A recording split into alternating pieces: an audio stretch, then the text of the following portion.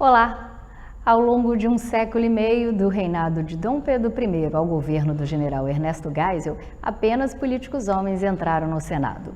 Isso mudou há 40 anos, quando a primeira senadora brasileira tomou posse. A mulher que rompeu com a exclusividade masculina na Câmara Alta foi Eunice Miquiles, uma ex-professora do Amazonas. A posse ocorreu no governo do general João Figueiredo. Os parlamentares receberam a colega com deferência, empolgação, flores, chocolates e até poesia. Entretanto, ao longo dos anos, ela enfrentou resistência dos colegas homens. A ideia de aproximar a mulher do homem no quesito direitos foi mal recebida pelos políticos. Nos 8 anos de mandato, Eunice não conseguiu aprovar nenhum dos seus projetos de lei. Enquanto alguns foram rejeitados logo de cara, outros foram ignorados e nem entraram em votação. A pauta feminina naufragou não porque Eunice fosse inepta para a política. Ao contrário, ela tinha um excelente trânsito no Palácio do Planalto. Talvez o fracasso das ideias de Eunice se explique pela mentalidade machista de 40 anos atrás, que perdura até os dias de hoje. Mesmo sendo maioria da população, as mulheres ainda são minoria na política. No Senado Federal, são apenas 15 parlamentares, e esse número é o maior em toda a história da instituição e próximo aos índices que existiam na Europa há quase 30 anos. Até hoje, as mulheres não são representadas na mesa diretora. Em quase 200 anos de existência, o Senado nunca, sequer, teve uma presidente mulher. A única que se candidatou para o cargo foi em 2021, quando a então senadora Simone Tebet, do MDB de Mato Grosso do Sul, perdeu a eleição para o atual presidente Rodrigo Pacheco, do PSD de Minas. Agora, faltando cerca de 10 meses da eleição para a presidência do Congresso, a senadora Soraya Tronic, do Podemos de Mato Grosso do Sul, acaba de se lançar como candidata ao posto como uma alternativa à polarização entre petistas e bolsonaristas. Mas isso não quer dizer que será fácil, não. Ela deve enfrentar o atual presidente da Comissão de Constituição e Justiça e ex-presidente da Casa, senador Davi Alcolumbre. A eleição para a presidência do Congresso está marcada para o início de 2025. E se ela vencer a disputa, será a primeira mulher da história política brasileira a comandar o Senado Federal. E é ela, Soraya Tronic, a nossa convidada de hoje. Olá, senadora Soraya, é um prazer tê-la aqui conosco hoje para conversarmos sobre um assunto tão importante que são os desafios de ser uma liderança feminina no Brasil, num país que infelizmente ainda tem muito preconceito com a figura da mulher nos cargos mais altos da hierarquia. Seja bem-vinda. Laura, muito obrigada pela oportunidade de estar aqui conversando com vocês. E realmente o assunto é de extrema relevância, por mais que muitas pessoas ainda não tenham se conscientizado disso. Senadora Soraya, a senhora é advogada e no direito atuou por anos representando famílias, mulheres, crianças e adolescentes em situação de risco. Podemos dizer que é nova na política, né? Sua primeira eleição foi em 2018 e começou a atuar nesse universo participando de movimentos democráticos de rua, liderando protestos contra a corrupção. Foi aí que a senhora foi mordida pelo bichinho da política? Por que a Soraya decidiu entrar para a política? Laura, eu acabei me tornando uma liderança dos movimentos de rua daquele momento, né? Aquele momento em 2018 e depois de 2013 que as pessoas começaram a acordar e começaram a vir para a política, a se manifestar. A princípio, a ideia era não ser de forma alguma filiada ao partido nenhum. A ideia era que eu seria, ou que nós seríamos apartidários durante todo o tempo. A ideia era uma manifestação, uma atuação bastante ativa como cidadãos brasileiros, né? Essa era a ideia. Mas o que nós percebemos durante todo esse período? Que a manifestação é importante, sim, mas ela não é suficiente. Então, você ter uma caneta, Laura, é de extrema importância. Por quê? Porque nós procurávamos os políticos naquele momento e eles nos recebiam muito bem, era cafezinho, batidinha nas costas, mas nada se resolvia acerca dos nossos pleitos. Então eu entendi que era necessário sim ter uma caneta. E que isso, Laura, não é demérito nenhum. Porque, a princípio, lá atrás, a gente tem que mudar de opinião e saber a importância de você ter a capacidade de mudar, essa resiliência. Entender que nem todos os políticos são corruptos, nem todos são despreparados, enfim, toda essa situação.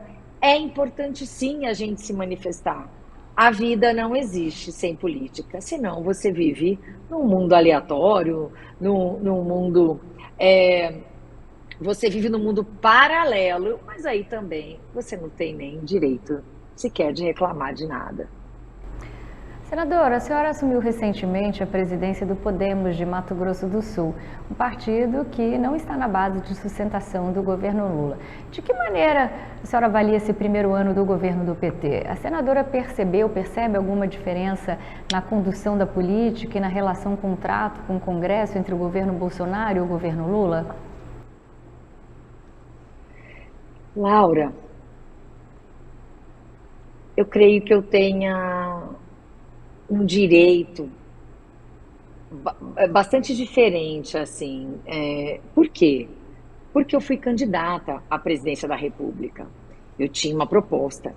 Eu entendi, eu e o meu partido naquele momento, entendemos que o Brasil não se limitava a B ou a L. O Brasil tem, sim, uma alternativa. E eu fui uma alternativa. Eu fui a única candidata à presidência da República que apresentou uma proposta de reforma, uma reforma tributária, bastante consistente. E o que eu vejo hoje? Primeiro, o dia que eu perdi a eleição, eu desci do palanque e eu voltei para o meu posto de senadora. E estava comprometida absolutamente, como até hoje estou, a cumprir o meu mandato de senadora. Eu não sou titular de um posto, de um mandato do executivo. Eu sou titular de um mandato legislativo, por mais que ele seja um cargo majoritário. Então, Laura, eu desci do palanque e como eu fiz durante o governo de Jair Bolsonaro, eu também estou fazendo hoje no governo Lula. Eu cumpro meu mandato em prol do Brasil e dos brasileiros. Eu não trabalho em prol de um nome, de uma pessoa ou de um governo. Eu sou uma estadista. Eu trabalho em prol do Brasil. E o que eu percebo de diferente, Laura, desculpa eu ter tergiversado sobre isso, mas o que eu percebo?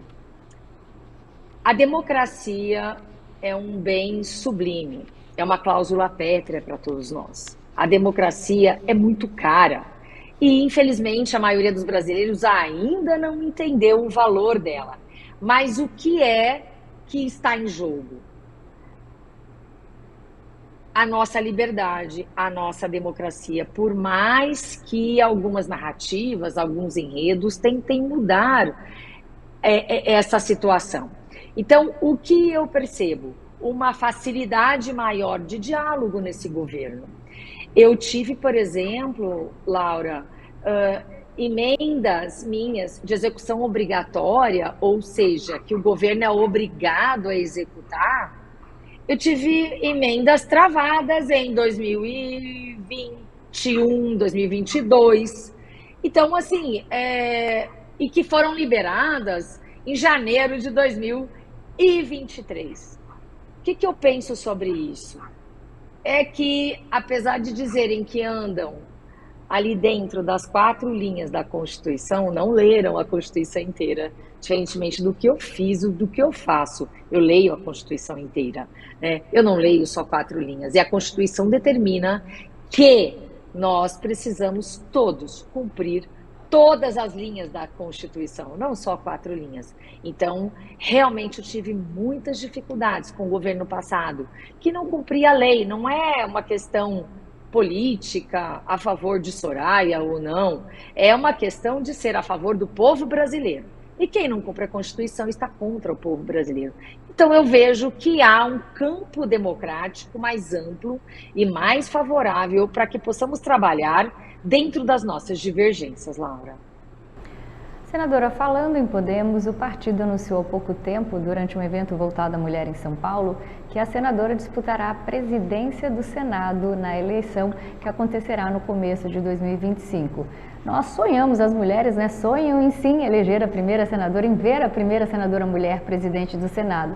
Mas, convenhamos, não vai ser fácil. A senadora deve enfrentar seu antigo colega de partido, Davi Alcolumbre, do União Brasil, que presidiu a casa entre 2019 e 2021. E, além disso, em quase 200 anos de existência, o Senado nunca teve uma presidente mulher. E a única que se candidatou para o cargo em 2021 foi a Simone Tebet, né, que na ocasião perdeu a eleição para o atual presidente, o Rodrigo Pacheco. Caso a senhora vença a presidência do Senado, o que é que nós mulheres podemos esperar? Não só nós mulheres, mas a população brasileira. Laura, bom, vamos lá. Davi Alcolumbre não foi lançado pelo seu partido até o momento. Davi Alcolumbre tampouco se lançou. O único partido que lançou uma candidatura foi o Podemos, foi o meu partido. Eu fui pega de surpresa, confesso para você. Renata é muito ousada. E na política, eu confesso para você que é necessário ousadia.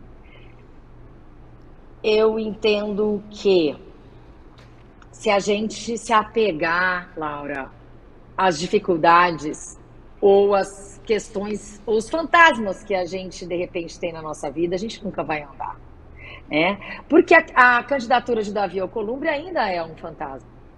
Ele não é um candidato, formalmente. Ele tem que se colocar, né? Se ele está trabalhando nos bastidores, isso é outra situação, mas ele tem que se colocar para os brasileiros.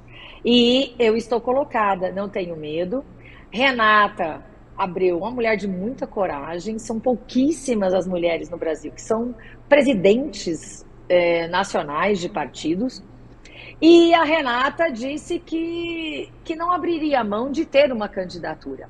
O que foi que eu já mostrei? Eu já mostrei muita coragem, independente de qualquer possibilidade existente, até mesmo em 2018. Até a quinta-feira antes do pleito de 2018, antes da quinta-feira, pronto, eu não era sequer considerada uma candidata porque eu nunca havia aparecido em nenhuma pesquisa. Na quinta-feira, antes do pleito, antes do domingo das eleições, eu apareci em quinto lugar, Laura, quinto lugar para o pleito, né, do Senado aqui no Mato Grosso do Sul. No domingo eu estava eleita. Eu costumo abraçar todas as oportunidades que a vida me dá, a vida já me ensinou que é importante fazer isso. E coragem não me falta, principalmente porque eu não tenho, Renata, telhado de vidro. Eu tenho muita coragem de falar o que é necessário ser dito. E eu duvido mesmo que haja muitos homens no Senado Federal que tenham a coragem que eu tenho. Então, assim, eu irei cumprir essa missão. Se eu for exitosa, o Brasil, o Senado Federal e o Brasil terão uma presidente do Senado absolutamente comprometida com a instituição, com os poderes e deveres do Poder Legislativo, do Congresso Nacional e, acima de tudo, extremamente justa.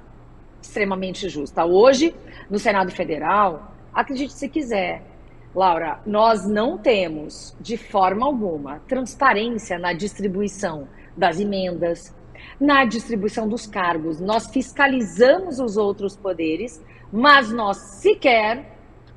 nem todos, tá? Mas a maioria dos senadores sequer tem noção do que acontece dentro do Senado Federal. Laura, é algo absolutamente inaceitável, sabe, como seres humanos, como pessoas públicas. Enfim, eu irei enfrentar, sabe, com a dignidade. Se quiserem ou não, é problema deles. E se algum dia, se porventura não quiserem o meu nome, E se vierem reclamar de alguma coisa, eu vou dizer: a culpa é toda sua. Como o que a gente diz, quando alguma coisa está certa ou está errada, dentro de qualquer cenário, a gente, quando a gente se coloca dentro de uma posição e aqueles não aceitarem, mas vêm reclamar para a gente, o que a gente tem que dizer? Sinto muito. Vai reclamar com quem de direito, né? Eu eu lavo as minhas mãos, por quê? Porque eu fiz a minha parte. Eu saí da fila dos que reclamam e dos que só criticam e vim para a fila dos que fazem. Senadora, em 2022, a senhora foi candidata à presidência da República pela União no Brasil. E eu me recordo bem da sua proposta do imposto único, muito interessante, simplificadora para o nosso sistema tributário extremamente complexo. Atualmente, uma discussão da reforma tributária na Câmara dos Deputados, por meio da proposta da emenda da Constituição, a PEC 45 de 2016, e no Senado também tem a PEC 110 de 2019. Senadora, a reforma tributária é um assunto que está em discussão no Brasil há 40 anos. Em dezembro de 2023, a reforma foi promulgada pelo Congresso. Entretanto, ainda existem várias leis complementares e outras regulamentações que vão determinar ao longo dos próximos meses e também dos anos todas as regras do novo marco. Então, eu gostaria de perguntar, será que enfim ela vai sair, né? Já saiu, o que é que nós podemos esperar? Laura, eu peço escusas sobre esse tema e principalmente eu peço escusas porque a maioria dos parlamentares, tanto da Câmara quanto do Senado Federal, eles foram contra ou a favor por conta de questões políticas, não todos, tá? Eu nunca generalizo nada. Mas no dia da votação, como é uma PEC, foi votado em 2 turnos e o ministro Fernando Haddad me telefonou. Nós ficamos cerca de 17 minutos no telefone. Ele não sabia que eu votaria contra. Ele estava contando com o meu voto e ele se assustou. E eu disse o seguinte: eu lembro que naquele momento, por mais que antes de 2000, antes do presidente Lula assumir os 4 anos, a PEC 45 foi a reforma abraçada pelo presidente Jair Bolsonaro. Quando o Lula entrou e abraçou a reforma, Bolsonaro foi contra. E aí começaram a fazer um trabalho totalmente político, sem pensar nas questões técnicas, dos números, da influência, do pacto que esta proposta causaria para a população. Foi uma briga entre 2 homens. Bolsonaro abraçou esse tipo de briga entre 2 homens, como se ele não tivesse sido a favor desta proposta antes de perder antes de sair da presidência da República. E aí eu disse ao ministro Fernando Haddad: ministro, eu não estou dentro de um campo político tratando dessa questão. O que é que eu digo, o que é que eu preciso dizer para o senhor?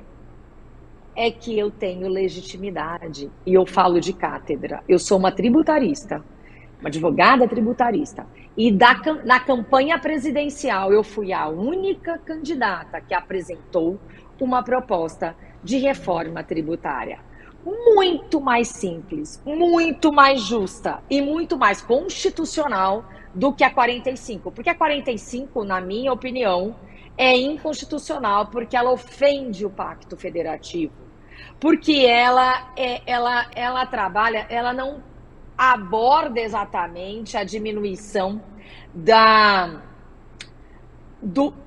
cobrança de tributos sobre o consumo.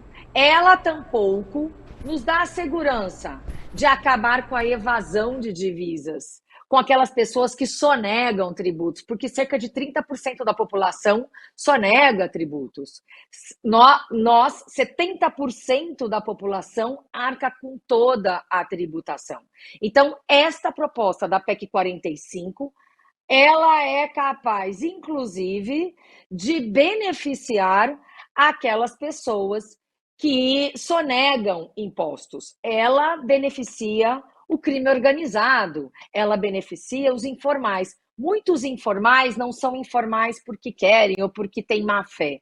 Muitos informais são informais por conta da dificuldade de administrar tudo isso e de entrar dentro da formalidade, justamente porque ela onera demais. Bom, enfim, creio que o nosso tempo seja pouco aqui, mas eu até hoje sou contra essa reforma tributária. Eu votei contra nos 2 turnos, porque eu tenho que ter o compromisso e a dignidade de sustentar o que eu havia dito. Eu não enganei eleitor.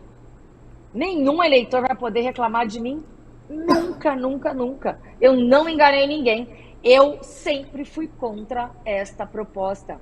Então, enfim, é incrível como essas questões ainda eclodem, mas é importante que o Brasil entenda, Laura, que nós estamos enfrentando uma reforma, a implantação de uma reforma que passou no Congresso Nacional, mas, de todo modo, eu não acredito que ela seja a melhor, nem tampouco a mais justa, nem a mais simples. Senadora, a senhora foi por 2 vezes presidente da Comissão de Agricultura e Reforma Agrária do Senado Federal, antes da pandemia, também depois da pandemia. E dessa vez, a senhora foi reconduzida ao cargo por aclamação. Atualmente, o Brasil é o 3º maior exportador mundial de produtos agropecuários, com aproximadamente 150 bilhões de dólares, atrás apenas dos Estados Unidos e da União Europeia. Além disso, nós temos uma agricultura adaptada às regiões tropicais e uma legião de produtores rurais conscientes de suas responsabilidades com o meio ambiente, aliadas à produção de alimentos. Seria ousado demais achar que a produção agropecuária brasileira se desenvolveu de tal forma que o Brasil será o grande fornecedor de alimentos do futuro? Não é ousado não, Laura. Eu creio que seja uma realidade, uma possibilidade muito próxima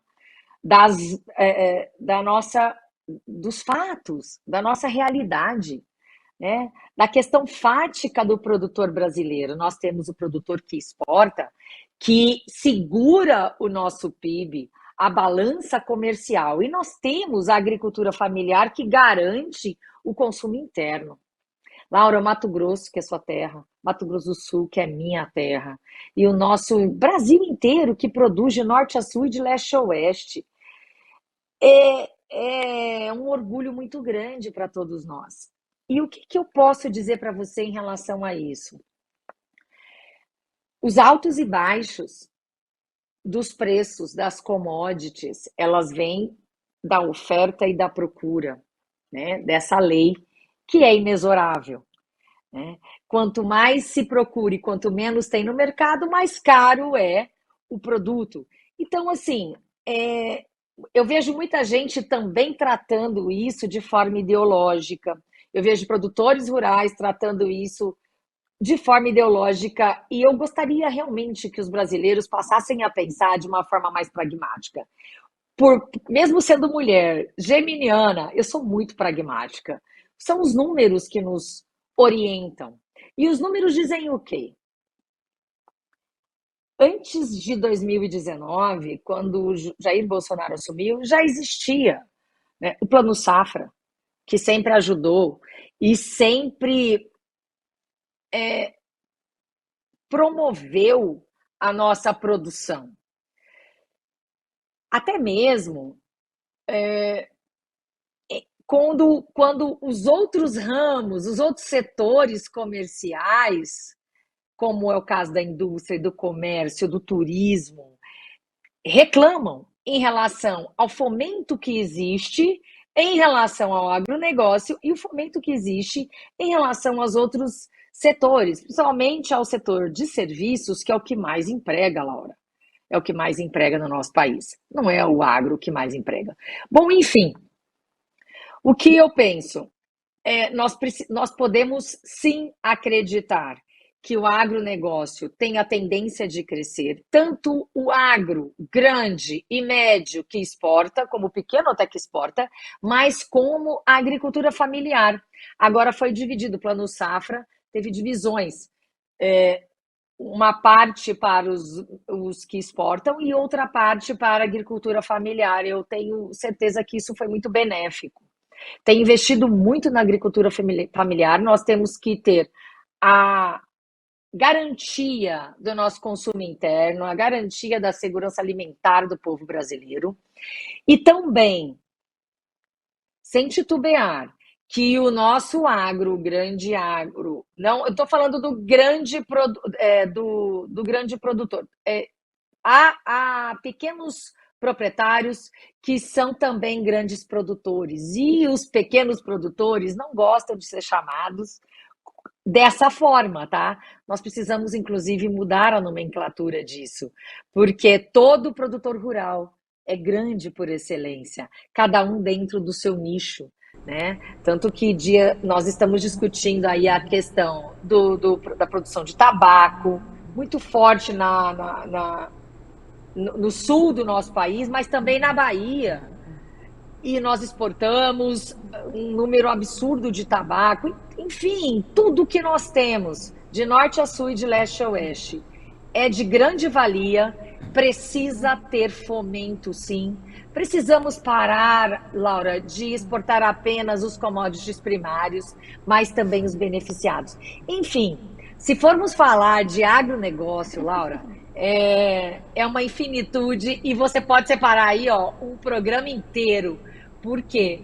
Porque o agronegócio é a força motriz do nosso país, né? É o que segura a balança comercial, inclusive com a China, tá? Inclusive com a China, que muitas pessoas aí andaram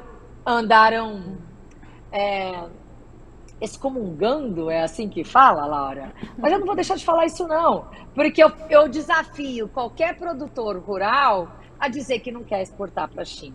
Não, muitos, não são todos, querem xingar, mas para fazer um discurso para a plateia, mas que ele quer continuar exportando para a China, que é o nosso maior parceiro econômico, isso é, indubitavelmente. Então, eu sou absolutamente a favor do nosso agronegócio, tem que ser fomentado como os outros setores, mas é um orgulho para a nossa nação. Senadora, durante muitos anos a figura feminina esteve vinculada aos afazeres domésticos e cuidados com a família. Agora, além de não ter deixado de lado esse aspecto importante da família, as mulheres também são profissionais competentes, criativas e inovadoras. O fato é que cada vez mais as mulheres estão conquistando um espaço importante no mundo corporativo. Então eu pergunto, qual a importância da liderança feminina no mundo dos negócios? Essa pergunta sobre a importância das mulheres ocuparem posições de poder pode parecer simples, mas quando a gente fala num ambiente que possui predominância masculina, não é tão simples assim, porque, como a senhora mesmo disse, apesar de possuírem um nível educacional mais alto e trabalharem mais horas semanais, segundo as próprias informações do IBGE, as mulheres ainda recebem menos e ocupam menos cargos de gestões. Então eu pergunto, senadora, por que é tão difícil conquistar equiparação de oportunidades entre homens e mulheres, né, no ambiente de trabalho, mesmo quando as mulheres são mais instruídas e mais preparadas? Laura, a verdade, você é muito educada, Laura. Você é muito... Nós somos mais estudiosas e mais esforçadas, instruídas e preparadas, por quê? Porque nós estudamos mais e nos esforçamos mais. O que nós temos visto hoje em dia? A maioria das cadeiras das universidades são compostas por mulheres. Nos concursos públicos, elas têm liderado cada vez mais. Mas aí eu vou dar apenas um exemplo. Na magistratura, ou até mesmo no MP. Quando a mulher ascende, porque as mulheres estão conseguindo passar nos concursos da magistratura, do MP, da Defensoria Pública, o número de mulheres avançando em primeiro grau nos concursos é muito grande. Quando chega a hora de ascender a uma Procuradoria da Defensoria Pública, a desembargadoras dos tribunais, ou as procuradorias dos ministérios públicos do nosso país, nesta fase, elas dependem de uma questão política, de uma indicação. Aí elas são minoria. Eu entrei com uma PEC. Essa PEC, a PEC 35, se eu não me engano, não, PEC 5. A PEC 35 é a minha PEC da reforma tributária. É a PEC 6 de 2022, uma coisa assim, ou 2021. Desculpa, eu não lembro. São tantos projetos de lei, tantas projetos de emendas à Constituição que eu não me recordo agora. Mas, enfim, o que é importante isso muda as indicações. Por quê? 1/5 dessas vagas devem ser compostas por membros e do Ministério Público. A OAB eu considero ainda Defensoria Pública, isso é por indicação. A minha PEC pretende mudar a Constituição Federal para que a cada 2 listas sextuplas, uma seja, a cada 2 listas sextuplas, que são de homens e mulheres, uma seja exclusivamente de mulheres.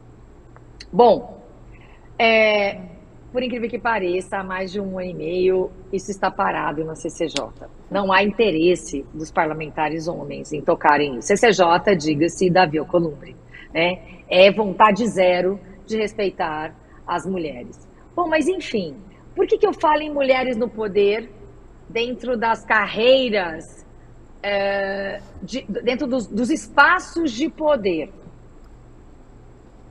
Porque só com as mulheres nos espaços de poder, dentro da administração pública, as mulheres dentro de uma esfera privada poderão ter uma segurança maior de ascensão.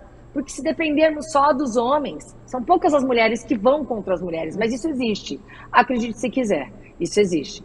Então, o que eu tenho dito, que nós não queremos um espaço maior do que o nosso.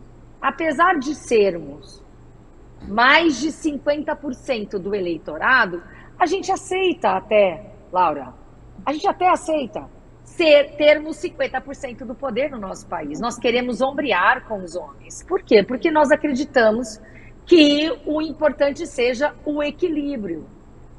Equilíbrio, um simples equilíbrio. Então, é importante que os homens não tenham medo de disputar o poder conosco, principalmente porque as mulheres que estão no poder, como eu, como outras, foram eleitas, você pode ter certeza, isso é uma outra conversa, se você quiser me chamar sobre isso, porque eu tenho os números, eu fui eleita majoritariamente por homens, tá? E acredito que a maioria das parlamentares também o são. Então, mas isso é uma outra questão. Mas quando você chega num espaço de poder, para você ascender mais ainda, é muito difícil. Nós, mulheres, no Congresso Nacional, somos tratadas assim. Nós cuidamos apenas das pautas femininas. Eles feminilizam as pautas, entendendo que as pautas relativas a animais, a violência contra a mulher, as pautas de doenças raras, café com de leite, saúde, né? são pautas de mulher. Que eles consideram café com leite.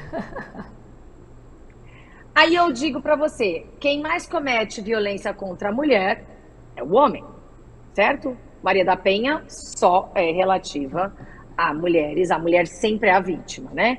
Então vamos lá. O que nós pretendemos é que homens sejam relatores dessas pautas. Então, todo ano, no mês de março, as reuniões que nós temos, as audiências públicas, elas são lotadas de mulheres. Eu sempre paro e pergunto, onde estão os homens? Eu acabo com a graça, eu não comemoro nada. Eu entendo, Laura, que nós não temos nada para comemorar. E aí, Laura, eu sempre fui contra cotas de gênero. E aí eu paguei com a língua, paguei com a minha... quase com a vida, Laura. Porque eu sofri na pele violência política de gênero, eu sofri na pele todo tipo de violência ali dentro. De não conseguir ascender, por mais que eu estudasse dobrado, por mais que eu entendesse dobrado. Porque simplesmente por ser mulher, eu precisei entender. E eu desafio você, desafio qualquer mulher a disputar uma eleição. O que eu quero é poder ajudá-las. Eu quero que vocês venham, e que a gente possa ter um grupo muito forte e coeso para combater esse tipo de coisa. E aí, eu sempre tenho muita dificuldade, porque eu tenho o costume de falar o que às vezes não é tão docinho, né? Às vezes eu não sou a rosa, né? Eu sou os espinhos da roseira. E eu espinho mesmo quando é necessário. falar o que deve ser falado. E assim, é muito difícil, Laura. E agora nós estamos aqui fazendo uma grande campanha para que no 1º de maio nós tenhamos uma única pauta: a igualdade salarial no campo privado. Por mais que ela já esteja implicitamente disposta na Constituição Federal, por mais que ela esteja já explícita na CLT há mais de 40 anos, foi necessário agora colocar mais um freio e determinar uma autodeclaração das empresas. E essas empresas, a PASME, tá? Em torno de 17%, foi a primeira declaração agora. 17%, desde que foi sancionada a lei. 17% de diferença salarial. E em relação às mulheres pretas, negras, 25%. É muito grave ainda. E nós não podemos permitir isso, Laura, se nós queremos assim avançar como país, como gente, como seres humanos. Senadora, a participação de mulheres nos processos eleitorais no Brasil aumentou em 2022, mas ainda está longe de ser equilibrada em relação aos homens. O país continua abaixo da média mundial, inclusive abaixo da média da presença de mulheres nos poderes legislativos latino-americanos. Dos 513 deputados, a atual bancada feminina na Câmara é composta por apenas 91 mulheres. É fato que é uma bancada maior que a eleita em 2018, que foi de 77 mulheres, mas mesmo assim a representatividade ainda é bastante pequena. E no Senado os números não são diferentes. Foram eleitas apenas 15 senadoras, que até o momento foi o maior número de mulheres exercendo mandatos em toda a história do Senado Federal. Essa taxa de mulheres eleitas é próxima aos índices que existiam na Europa há quase 30 anos, ou seja, ainda há um longo caminho a ser percorrido para atingirmos a paridade de gênero. O interessante de tudo isso é que, apesar desses números, nós vimos candidatas mulheres serem as mais votadas em 8 estados do país, além do Distrito Federal. Daniela do Vaquinho, no Rio Grande de Janeiro, Caroline de Tone, em Santa Catarina, Iandra de André, em Sergipe, Silvia Alves, em Goiás.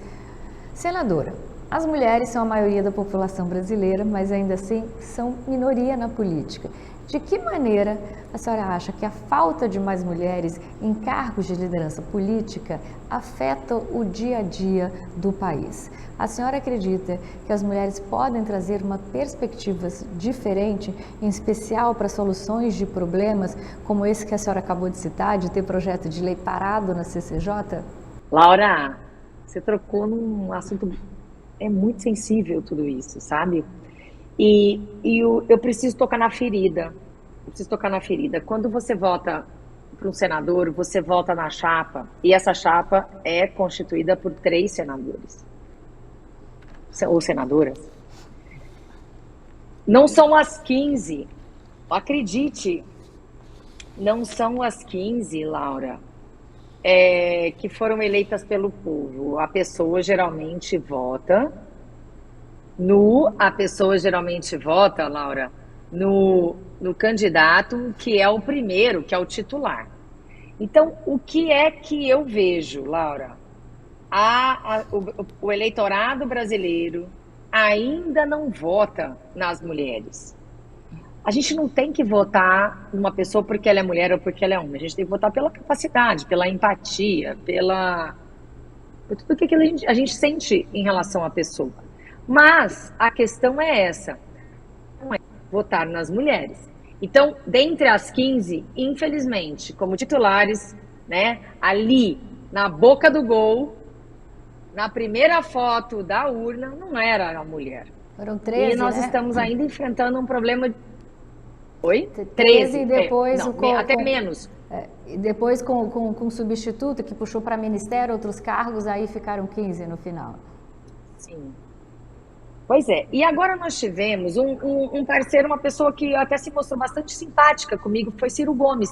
Ele, nessa semana, colocou a segunda suplente do ministro Camilo, que está assumindo agora, no lugar da senadora Augusta, ele colocou como uma mulher que fazia favores de cama. Então, assinamos nessa semana agora, as mulheres do Senado, uma nota de repúdio em relação a esse tipo de coisa, porque quando nos atacam de uma forma extremamente pejorativa, Laura. Eles atacam naquilo que diminui a mulher, sabe, na sua honra. Então, não é aceitável de forma alguma. Então, Laura, o que fazer? Eu confesso que eu não sei. Eu pergunto ainda, onde foi que erramos? Onde é que estamos errando? E até quando iremos errar?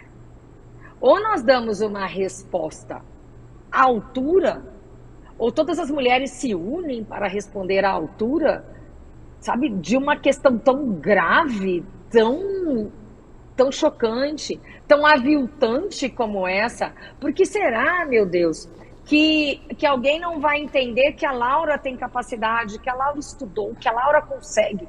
Não é porque ela é mulher de Beltrano, de fulano, não é porque ela é filha de alguém, não é por causa disso ou daquilo, é porque a Laura tem, e não é porque ela é bonita, a Laura tem capacidade.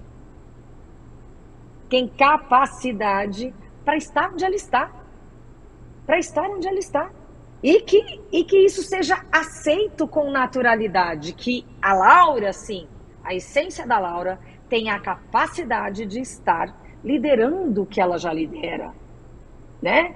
Ela não tem favores extras. Ela é uma mulher competente para estar ali onde está. Enfim, Laura, isso também daria um programa inteiro, Laura, porque nós temos muito a discutir sobre este tema. Mas a violência política de gênero é algo surreal, e a violência política de gênero alcança muito mais do que a gente imagina, e reflete absurdamente, sabe, no nosso dia a dia. Eu tenho projeto, inclusive, porque, confesso, você acha que meu marido ficou satisfeito com o lançamento da minha candidatura à presidência do Senado? Não, a minha família não quer. Se eu não sou uma pessoa que tem uma coragem sobrenatural, eu não enfrento meu pai, a minha mãe, o meu marido, meu filho e todo o restante. Porque ninguém mais quer, porque todo mundo se sente inseguro.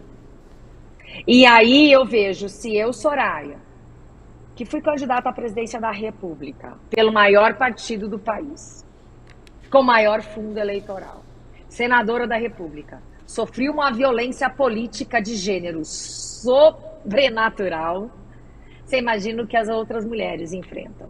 Então, eu não tenho mais sequer o direito de desistir. Então, a minha família não quer, eu tenho que brigar, inclusive hoje, com a minha família, porque eu não tenho coragem de largar as mulheres, sabe? Eu não tenho mais coragem e eu não me sinto mais no direito. Agora, Laura, esse drama é enfrentado, inclusive, dentro das casas legislativas, quando você é eleita vereadora, deputada federal, deputada estadual, uma senadora, você enfrenta todo o preconceito de simplesmente não considerarem a sua proposta de reforma tributária porque você é mulher, porque ninguém pode ser mais, nenhum dos homens que tem proposta de reforma tributária, sabe, podem estar aquém da mulher que apresentou mesmo com credenciais de Harvard, de FGV, como eu apresentei do Marco Sintra. Eu trouxe toda uma gama de pessoas. Acredite, Laura, ninguém nem leu. Se eu fosse homem, eu acredito que teriam me dado mais crédito. Então, não é mimimi, não é chororô, mas se eu não fizer este enfrentamento, quem vai ousar fazer, Laura? Eu estou falando de números. Eu não estou falando das pautas, voltando naquele assunto, quando nos dão essas pautas feminilizadas, é para nos distrair em relação ao que importa. E o que importa é orçamento e economia. Nós, mulheres, conseguimos enfrentar essas pautas, como relatoras, inclusive. É isso que eu peço. As pautas feminilizadas têm que ir para os homens. Eles que precisam tocar nisso. Feminizadas na concepção deles, para mim, são pautas humanas, de direitos humanos. Mas nós, mulheres, precisamos estar nos lugares de poder. E lugar de poder neste país, Laura, significa orçamento e economia. É aí que eu quero estar. E aí que não querem que eu esteja. Nem eu, nem as outras mulheres. Eu estou dizendo eu, Soraya, no sentido mais amplo. Eu, mulher.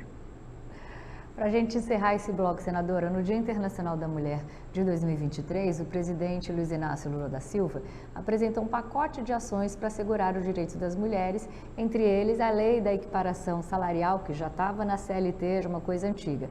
Em relação às políticas públicas para as mulheres, como é que a senhora avalia o trabalho do governo brasileiro e que tipo de políticas públicas a senhora considera fundamental para a conscientização da sociedade e também para ações por parte das organizações privadas para combater a desigualdade de gênero, né? Como garantir igualdade de oportunidades para homens e mulheres em todos os setores de todo o país? Laura, quando a gente trata disso, eu vou colocar aqui para você, as mulheres, pelo tanto que elas estudam, você pode ter certeza, os empresários podem verificar aí no dia a dia, na produção das suas empresas. As mulheres produzem muito. Então, às vezes, se elas faltam um certo período de tempo por conta da maternidade ou alguma outra questão, porque tem que cuidar da família ou tal, as mulheres elas conseguem superar na produtividade delas. E dentro da questão política, para que as mulheres possam, inclusive, frequentar esse ambiente político, porque seus familiares consideram esse ambiente absolutamente inóspito. Eu até estou brincando atualmente, que nós temos que ganhar, inclusive, adicional de insalubridade, sabe? Por quê? Porque é um ambiente insalubre para a gente viver, né? Um adicional de periculosidade, inclusive, porque é um ambiente perigoso de viver, que é um ambiente da política, Laura. Aí, quando você enfrenta o ambiente privado, é muito difícil, porque o ambiente privado tem as suas prerrogativas. Mas vamos lá. O que eu propus de projeto de lei? Não sei se vai andar. Não sei se vai andar. Só com um homem, absolutamente. Jaime Campos conseguiria fazer andar isso, tá? Não é qualquer homem, não. Mas tem muitos homens que nos ajudam, então eu faço questão aqui de exaltá-los. Mas vamos lá. Tem ou o Jaime Campos, alguém parecido com ele, ou alguma mulher na presidência da CCJ, para fazer projetos de lei como este que eu vou te dizer agora, que eu propus, avancem. Um deles para que o fundo eleitoral possa pagar, inclusive, a creche ou o cuidador ou a cuidadora do seu filho durante a campanha eleitoral. Todas as mulheres que têm filhos menores de uma certa idade, que precisam de acompanhamento, podem fazer uma nota e essa nota ser paga para que no período de campanha, até mesmo de pré-campanha, ela possa ter direito a pagar alguém que fique com seus filhos. Como que nós, mulheres, vamos ascender se nós não temos ninguém para cuidar dos nossos filhos durante a campanha eleitoral? Então, isso é muito sério. Mesmo assim, as empresas mais inteligentes deveriam investir nisso, em creches, em escolas, para que as suas mães, que a mãe é a mais preocupada com o filho. Não sei se você tem filhos, Laura? Não, só sobrinhos. Só sobrinhos. Laura, mas você deve se preocupar muito, muito, muito mas com eles. Você tem pet, Laura? A gente vive tudo junto e misturado. É mãe que tem, né? Tia que tem papel de mãe, todo mundo embolado. Tá vendo? Mas a Laura não precisa ser paga. A maioria das mães, para poderem trabalhar, não tem uma tia que nem a Laura, que nem a tia Soraya. Não tem. né? Que a gente pode quebra um galho, a gente leva alguém, a gente paga, mas é a maioria das mães brasileiras. Não tem. Mas vamos aí, bota a mãe de pet, quem também sente como seus filhos, né? Mas é isso que nos importa, que uma mulher tenha a condição e um ambiente seguro, um ambiente que ela possa cuidar da campanha dela.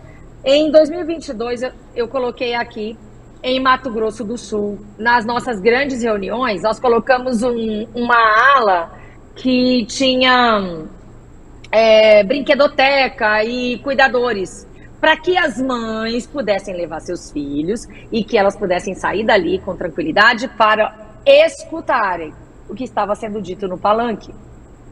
Isso é de extrema importância. É de extrema importância para nós. Nós queremos levar os nossos filhos. E eu ainda brinquei. Teve uma mulher na campanha de 22 que falou assim para mim: ai, Soraya, eu gostaria muito de vir candidata a deputada, mas eu não posso porque meu filho ainda tá com 6 meses de idade e tal. E eu perguntei para ela: mas seu filho é tranquilo, tal? Não, ele é, tal, mas eu não tenho com quem deixar, não tenho dinheiro para isso. E eu disse para ela: por que você não leva ele para a campanha? Por que você não faz seus discursos? Por que você não sobe ali na tribuna, não, no palanque, perdão, no palanque com esse seu filho? Ah, mas eu não quero, meu marido não deixa, não sei o quê. Falei: minha filha, se eu pudesse alugaria um filho, um filho pequeno. Eu faria, se eu tivesse um filho pequeno, eu ia colocar aqui no meu colo e eu teria a coragem de fazer qualquer discurso com o filho no colo, chorando ou não. O filho estaria no meu colo. Então, mulheres, prestem atenção. Façam as suas campanhas com o filho no colo. Aí vão dizer, Laura, que nós apelamos, que nós usamos as crianças. Que digam! Eu digo que eles estão usando as nossas crianças para nos afastar do poder. E criança e filho e toda a nossa responsabilidade não é motivo para nos afastar do poder, é motivo para nos atrair ao poder, para nos trazer ao poder. Simplesmente assim. Então comigo, Laura, não tem conversa não. Sai da frente quem tem medo. Senadora, a senhora tem alguma liderança feminina que a inspira? Quem inspira a senadora Soraya Tronic? Olha, são pouquíssimas mulheres que existem no planeta para nos inspirar. Pouquíssimas. Em relação a homens, a gente tem uma gama enorme, para não ser redundante, né? De inspirações. Uma delas é Churchill para mim. Eu sou de direita, né? Mas eu sou de uma direita racional. Eu sou de uma direita consciente, eu sou de uma direita que interpreta corretamente as necessidades do povo brasileiro e de uma direita que consegue ser resiliente. É raro isso. Então, quando você fala que é de direita no Brasil, até você começa a ser mal visto. Mas, enfim, não é essa o tema desse momento. De direita é porque eu primo pela liberdade, mas, ao mesmo tempo, pelo respeito ao próximo. Mas vamos lá. Uma mulher que me inspira é Margaret Thatcher. Ela não teve medo de se impor, sabe? De se colocar e de enfrentar um ambiente absolutamente misógino.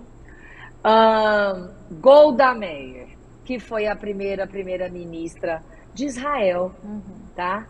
Essa mulher enfrentou horrores, sabe? E foi desacreditada como mulher. E incrível tudo isso, sabe? E elas precisavam, às vezes, até deixar um pouco o seu lado feminino, sabe? Para poderem mandar. Incrível isso, para deixar essa natureza, sabe, eclodir, para que elas pudessem ter respeito, impor um respeito. Então, essas mulheres me inspiram. Mas eu confesso para ti, Laura, são pouquíssimas as mulheres que são referência no nosso país, no nosso mundo, né?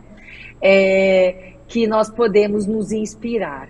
Mas nessas poucas, eu tenho essas duas. E eu tenho certeza que eu teria outras mais se a gente tivesse tempo de tratar mais disso. Senadora, a senhora coleciona prêmios pelas atividades parlamentares que presta ao país. Em 2022, foi eleita pelo ranking dos políticos como a melhor parlamentar de Mato Grosso do Sul, da legislatura 19 a 22. Também foi uma das vencedoras do prêmio do Congresso em Foco em seu primeiro ano de mandato, em 2019, em mais 3 categorias no prêmio de 2023, ficando entre os 15 melhores parlamentares pela votação popular, entre os 5 melhores do Senado pela votação do júri especializado e o melhor senador da região Centro-Oeste. Então eu pergunto, senadora, qual é o segredo para tanto sucesso? Laura, eu ainda não estou conformada com esses prêmios. Você sabe o que eu gostaria? Porque a maioria da população brasileira, 214 milhões de brasileiros quase, eles não sabem disso. Eu não consegui atingir, comunicar a todos eles sobre esses prêmios. O dia que eu conseguir atingir o coração de todos os brasileiros, informá-los de forma pragmática, apenas a informação. Por que que a Soraya foi eleita assim, assim, assado? Por que que ela recebeu esse prêmio? Porque muitos prêmios, alguns foram recebidos das redes sociais, outros de um júri técnico de jornalistas, de economistas. Então, eu não me sinto ainda, não é que eu não esteja satisfeito, eu sou muito orgulhosa disso e absolutamente grata, mas eu ficarei satisfeita e feliz, porque assim, eu não sou aquela pessoa que tem o maior número de seguidores. Eu não sou a parlamentar que fica mitando nas redes sociais, que fica lacrando diariamente, fazendo cortes de lacrações. Às vezes eu falto com isso, porque eu estou mais preocupada em entregar aquilo que o meu mandato determina. E o meu mandato, eu não sou... Hoje as pessoas estão muito confusas.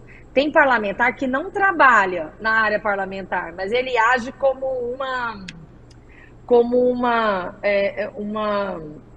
um influencer ou uma pessoa que seja né? famosa. Onde vai com... YouTuber.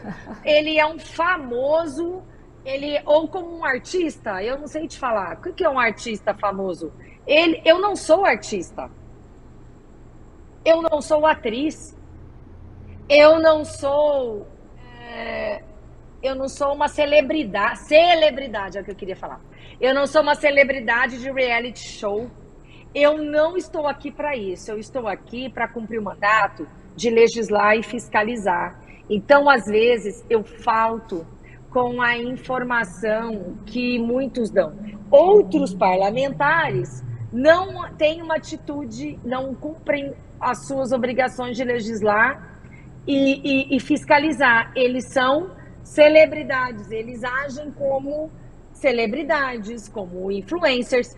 Então, isso está um tanto quanto misturado no nosso país. Eu vou ficar muito feliz o dia que a dona fulana, o seu cicrano, lá do interior do Amazonas, ou do interior aqui do Mato Grosso do Sul, do Rio Grande do Sul, do Amapá, de qualquer canto, souber quem sou eu e o que eu faço. Então, assim, eu fico feliz, Laura, mas eu ainda tenho muito a fazer em relação a disseminar. E aí eu sou mochiba, confesso para você. Eu não quero gastar para tanto, sabe? Mas eu entendo que eu deveria informar melhor a população brasileira em relação ao meu trabalho, ao meu comparecimento, à minha entrega como senadora, sabe? Eu lamento isso, eu nem consegui ainda encontrar uma forma que eu pudesse fazer isso com o mínimo valor possível de gasto de dinheiro público e, enfim, conseguir organizar tudo isso. Por quê? Porque o meu gabinete e eu estamos totalmente voltados à entrega no mandato. Mas sim, Laura, eu tenho orgulho, eu não sei te dizer qual é a fórmula. A fórmula pode ser que eu possa te dizer algo. Eu simplesmente sou eu. eu não tento imitar ninguém, eu tento ser a pessoa mais autêntica e mais Soraya, uma entrega mais verdadeira todos os dias, das minhas qualidades e dos meus defeitos, das minhas ausências e do meu comparecimento, sabe? E eu não sou perfeita, mas eu tenho tentado ser, sabe? Eu tenho tentado entregar tudo aquilo que não só o povo sul-mato-grossense me entregou como voto, mas que o povo brasileiro hoje espera de mim. Então, eu não devo só para aquelas que me elegeram, eu devo para mais de 210 milhões de brasileiros. Então, é isso que eu me preocupo todos os dias. Para a gente encerrar, senadora, depois de criticar o ex-presidente Jair Bolsonaro e dizer que viraria onça em debate eleitoral de candidatos à presidência da República em 2022, a senhora desfilou no Carnaval na Escola de Samba Grande Rio, que passou pela Sapucaí, com o enredo Nosso Destino é Ser Onça. O que mais que faz a senadora Tronic virar onça? Qualquer injustiça. A injustiça me deixa... me leva assim para um nível que eu fico fora de mim, de verdade, Laura. Eu não aguento ver injustiça. Então, às vezes até muitas vezes,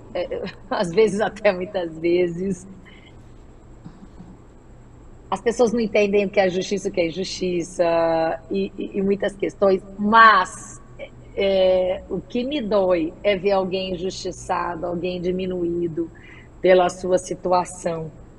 Então, eu viro onça mesmo. E eu não tenho medo. Em 2019, eu já comecei a ligar o sinal de alerta de que algo ia mal, né?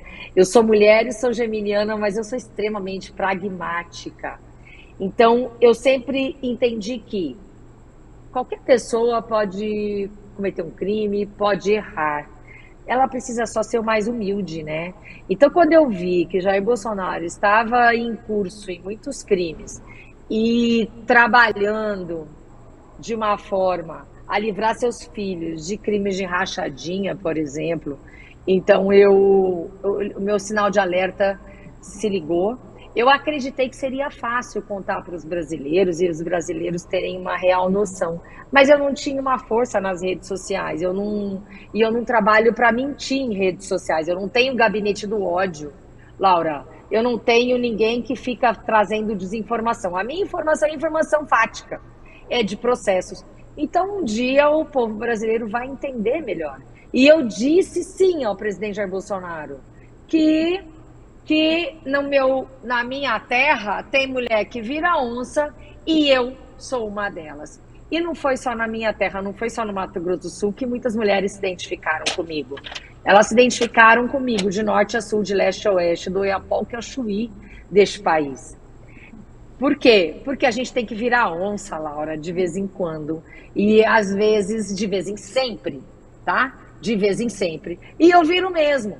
Agora, você vai ver a Soraya mais doce da face da terra quando o ambiente está propício, quando está todo mundo agindo de uma forma assim que nós temos que aceitar o ocorrido, quando a gente assim não pode determinar o curso das coisas, quando aquilo está fora do nosso controle. Mas quando depende de nós fazer o certo e o errado, você pode ter certeza que eu vou pelo lado certo. Eu vou pelo lado...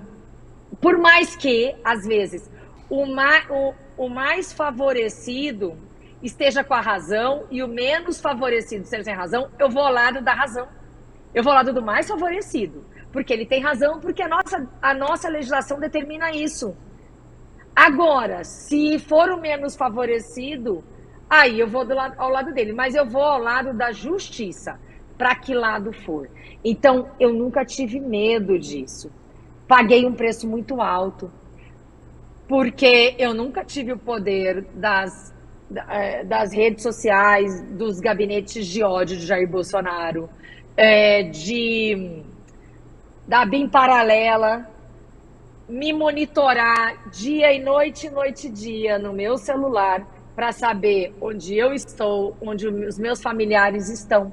de ter uma vida completamente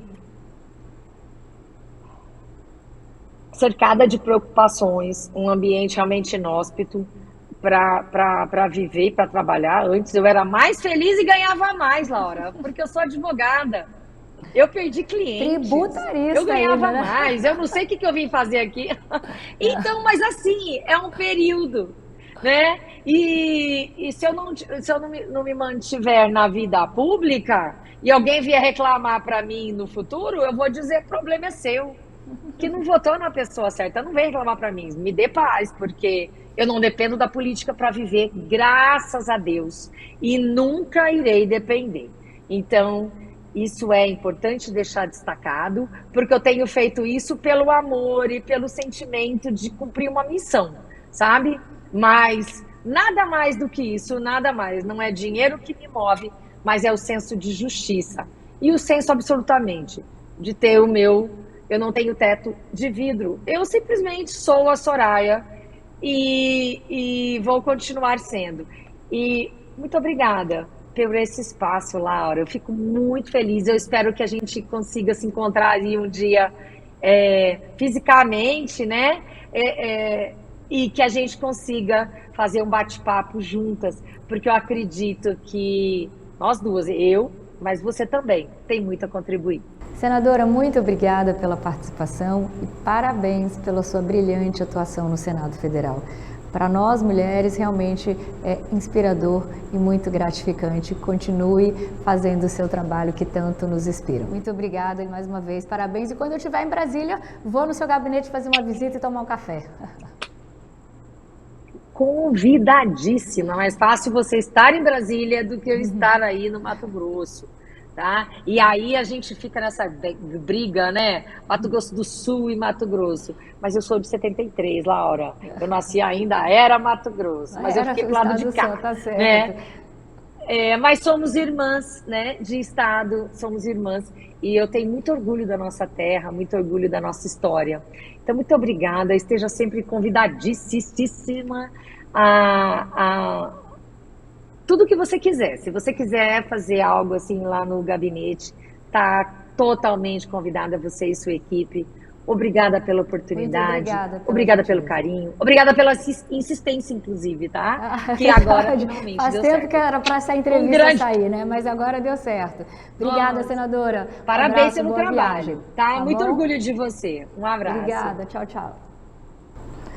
É você que nos acompanhou, obrigada pela companhia. Continue ligado na programação aqui da TBO, a TV que você se vê.